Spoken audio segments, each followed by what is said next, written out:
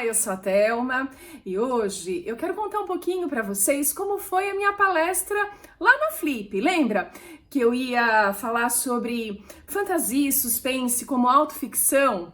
Que é um tema um tanto diferente para a Flip, que está mais acostumada com essa autoficção, com a literatura contemporânea, e um pouco distante da literatura fantástica. Então esse era meu desafio e eu vou contar aqui para vocês como foi.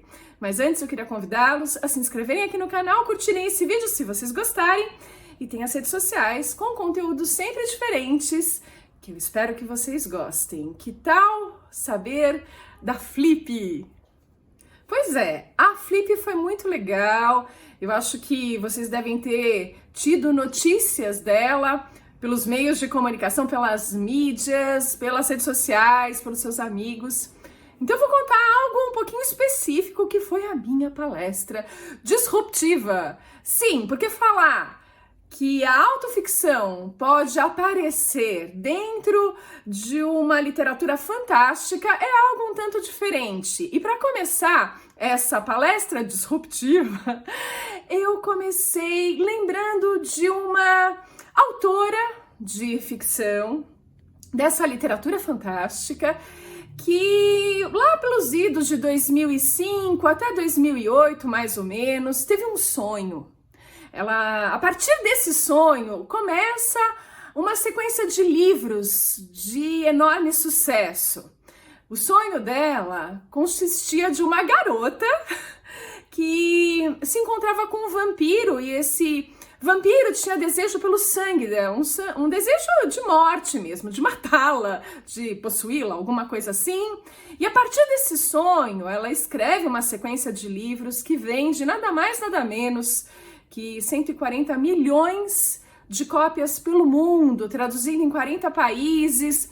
No ano de 2008 e 2009, ela ficou entre as 50 pessoas mais influentes, segundo a Forbes, segundo a Times. Ela tinha um salário nessa época de 40 milhões de dólares por ano. De quem eu tô falando? Eu estou falando da Stephenie Meyer, autora de Crepúsculo. E essa saga de vampiros que dominou o mundo. O que me chamou a atenção nessa história foi a origem dela a partir de um sonho. Um sonho que revela, na minha opinião, o inconsciente dessa autora, ou pelo menos uma pequena parte dele.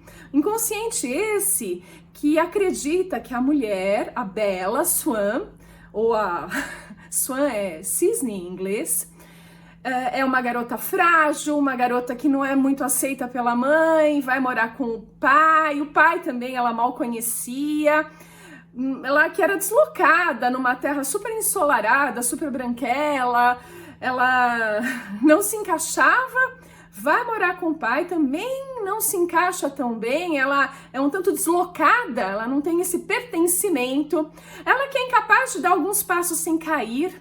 E quando ela chega nessa nova cidade, ela descobre a família dos Cullen, o Edward Cullen. Cullen que vem do irlandês, se não me engano, que significa lobo. E aí a gente tem o cisne e o lobo. E tem uma frase no livro que a Stephenie Meyer fez questão que fosse para o filme, que é quando o leão se apaixona pelo cordeiro. Que leão idiota, né? Que cordeiro idiota. E aí a gente vai tendo essa saga, essa paixão, digamos, impossível.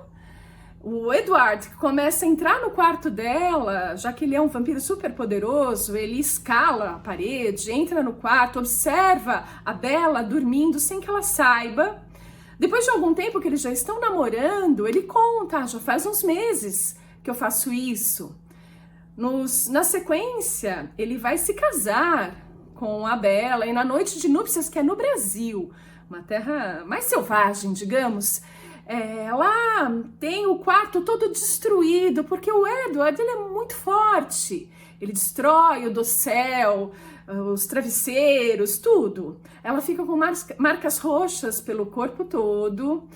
E o que todo mundo via ali era um amor, uma obsessão, um amor obsessivo desse Edward pela Bella e vice-versa. mas ela sempre desejando se tornar um vampiro também, para ser como ele.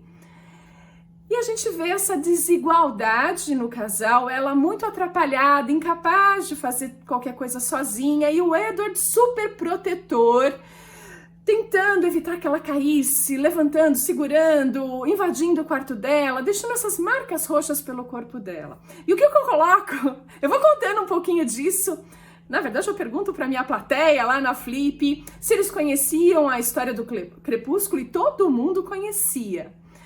E aí eu vou mostrando esses pontos e levanto a questão: será que a gente não está testemunhando aí um sonho dessa autora que revela um pouco desse feminino frágil, que se considera frágil, de autoestima muito reduzida, que precisa de um homem, mesmo que ele seja um vampiro, que suga a sua energia.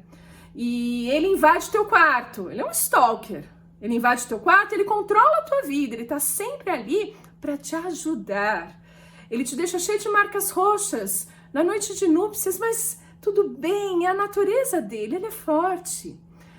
Vejam, se a gente muda um pouquinho a colocação dessas palavras e tenta olhar um pouquinho mais a fundo nessa trama, o que a gente vai conhecer dos pensamentos mais profundos, do inconsciente mesmo, da autora, é esse feminino frágil que precisa de um homem. E esse homem, ele tá ali para sugá-la.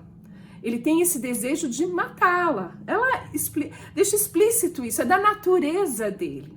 E a gente compra essa história fantástica como se fosse maravilhoso. Quantas adolescentes, eu mesma quando li, não era adolescente, eu já tinha meus 40 anos quando eu li a saga toda, vi todos os filmes, eu tava sozinha na Holanda, conto tudo isso na palestra, e eu gosto da história, tanto é que eu leio em inglês, já que eu estava na Holanda, e eu não tinha livros em português, eu nem sabia que existia a saga Crepúsculo. E eu leio em inglês mesmo, amarradona, como a gente diria aqui no Brasil. Leio tudo e acho esse relacionamento do Edward e da Bella muito legal. Eu que estava muito sozinha, queria de repente alguém que tivesse vontade de cuidar de mim como Edward. Enfim, eu coloco um pouco dessas questões. Depois eu fui para Mary Shelley, né? Lá no verão de 1816, 17, não me lembro exatamente.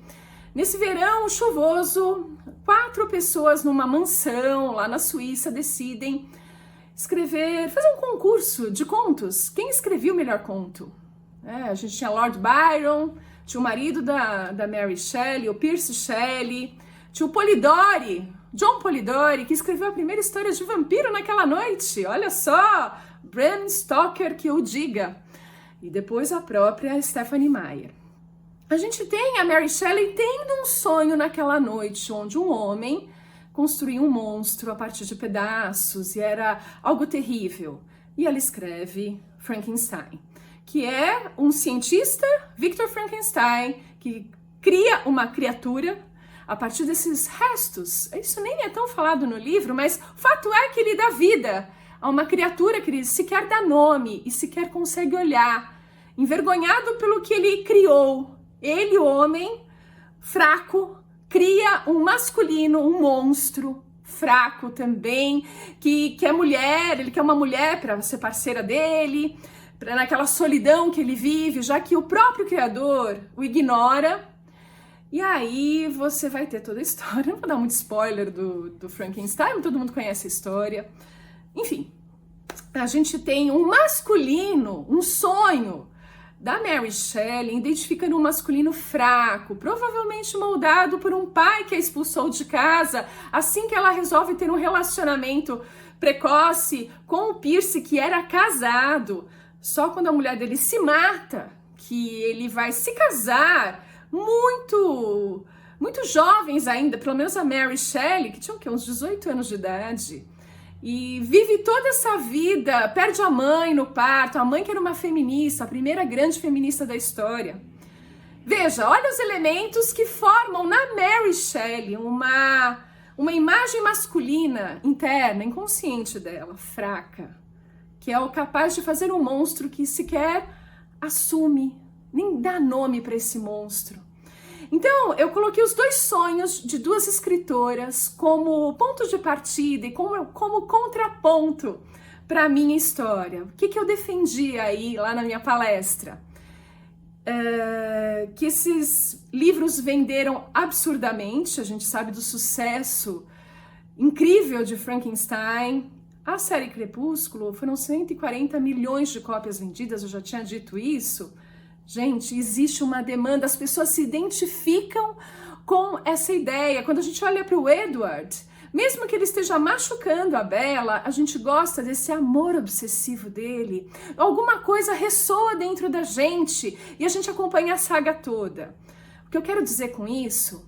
Existe uma demanda para a literatura fantástica e que a gente precisa preencher essa demanda, levar livros que falem de terror, de suspense, do fantástico, mas de uma forma onde o feminino seja mais forte, que não precise de um vampiro para sugar seu sangue, ou mesmo ter que conviver com um monstro criado por um homem e que acaba matando todas as mulheres da história, inclusive. Outro spoiler do Frankenstein. É isso que eu fui colocando. E para fazer esse contraponto, eu contei um pouco da minha história com Nas Névoas da Tempestade, A Profecia das Bruxas, onde eu tento mostrar um feminino que enxerga suas limitações, que tem padrões que precisam ser alterados, tem aprendizado aí que precisa ser encarado. Mas a mulher não é fraca, ela não busca um sanguessuga, ela pode olhar para algo melhor. Ela pode ter uma autoestima, mesmo que a princípio abalada, mas que isso se transforme ao longo do tempo. A gente pode ter uma heroína na nossa história. Não é só a jornada do herói.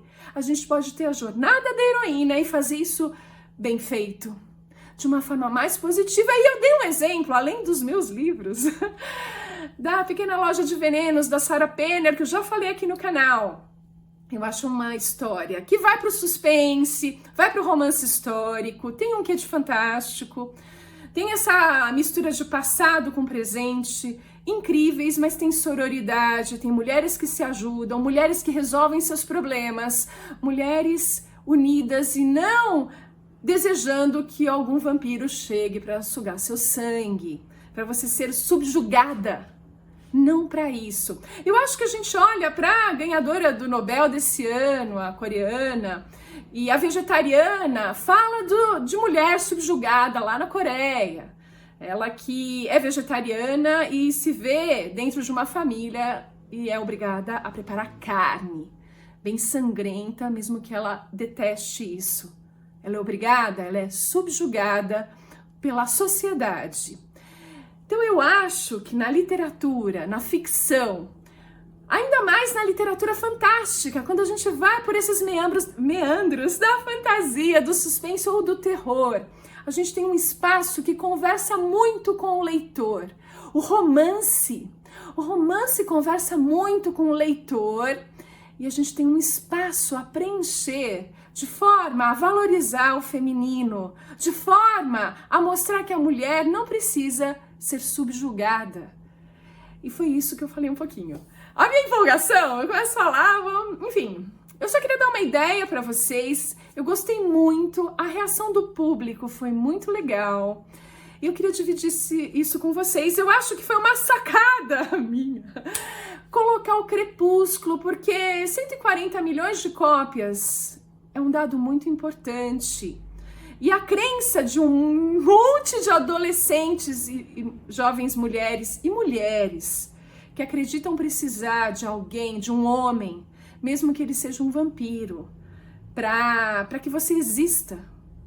Essa crença, ela precisa ser trabalhada. E a literatura fantástica, é um campo maravilhoso para a gente fazer isso. Então, a minha palestra foi um pouco disso, desse desafio, dessa palestra disruptiva que quebra um pouco da autoficção com fantasia, com suspense, com vampiro, com monstros, mas que fala sobre a nossa alma, sobre o nosso inconsciente e que é um espaço que precisa ser preenchido. É muito fácil eu sentar e falar mal aqui da Stephenie Meyer. Não, ela tem a qualidade dela, não é esse o ponto. Existe aí um gap que a literatura fantástica preenche, que eu acho interessante a gente preencher de uma forma que mostre para as nossas mulheres, para o nosso feminino, que existe um horizonte bem melhor do que ser sugada por alguém. Enfim, aqui fica um resuminho do que eu falei. Deixem suas opiniões aqui nos comentários, se vocês não concordam comigo, se o meu desafio, a minha provocação foi demais. Me conta a sua opinião, eu vou gostar muito de saber. É isso, eu fico por aqui e a gente se vê no próximo vídeo.